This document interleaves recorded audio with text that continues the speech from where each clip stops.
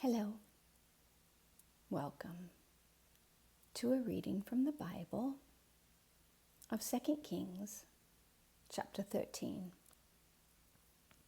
In the 23rd year of Joash, son of Ahaziah, king of Judah, Jehoahaz, son of Jehu, became king of Israel in Samaria, and he reigned 17 years.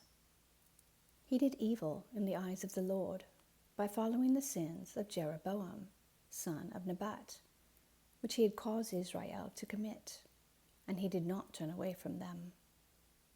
So the Lord's anger burned against Israel, and for a long time he kept them under the power of Hazael, king of Aram, and Ben-Hadad his son. Then Jehoahaz sought the Lord's favor, and the Lord listened to him, for he saw how severely the king of Aram was oppressing Israel. The Lord provided a deliverer for Israel, and they escaped from the power of Aram. So the Israelites lived in their own homes as they had before. But they did not turn away from the sins of the house of Jeroboam, which he had caused Israel to commit. They continued in them. Also, the Asherah pole remained standing in Samaria. Nothing had been left of the army of Jehoahaz except 50 horsemen, 10 chariots, and 10,000 foot soldiers. For the king of Aram had destroyed the rest, and made them like the dust at threshing time. As for the other events of the reign of Jehoahaz, all he did, and his achievements, are they not written in the book of the annals of the kings of Israel? Jehoahaz rested with his ancestors and was buried in Samaria. And Jehoash, his son, succeeded him as king. In the 37th year of Joash, king of Judah, Jehoash, son of Jehoahaz, became king of Israel in Samaria, and he reigned 16 years.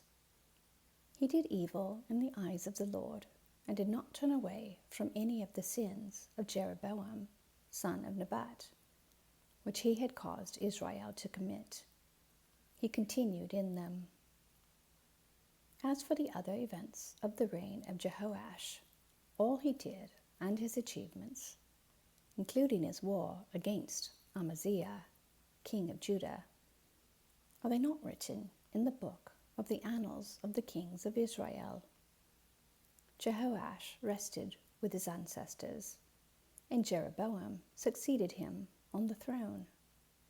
Jehoash was buried in Samaria with the kings of Israel. Now Elisha had been suffering from the illness from which he died.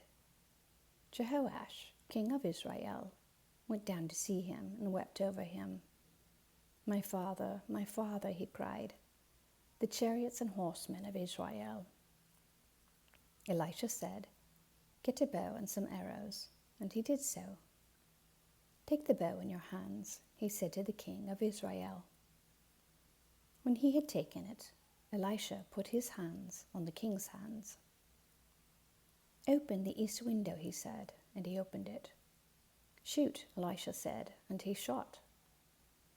"The Lord's arrow of victory, the arrow of victory over Aram," Elisha declared.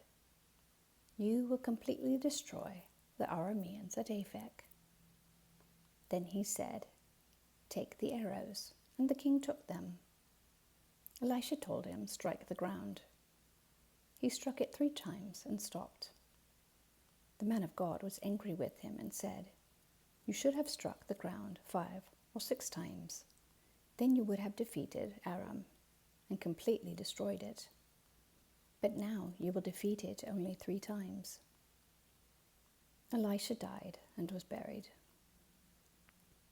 Now Moabite raiders used to enter the country every spring. Once, while some Israelites were burying a man, suddenly they saw a band of raiders. So they threw the man's body into Elisha's tomb.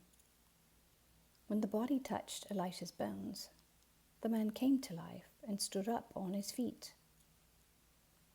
Hazael, king of Aram, oppressed Israel throughout the reign of Jehoahaz. But the Lord was gracious to them and had compassion and showed concern for them because of his covenant with Abraham, Isaac, and Jacob. To this day, he has been unwilling to destroy them or banish them from his presence. Hazael, king of Aram, died, and Ben-Hadad, his son, succeeded him as king.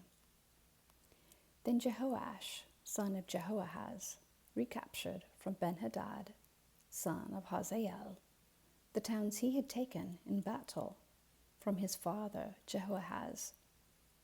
3 times Jehoash defeated him, and so he recovered the Israelite towns. Amen. Thank you for listening.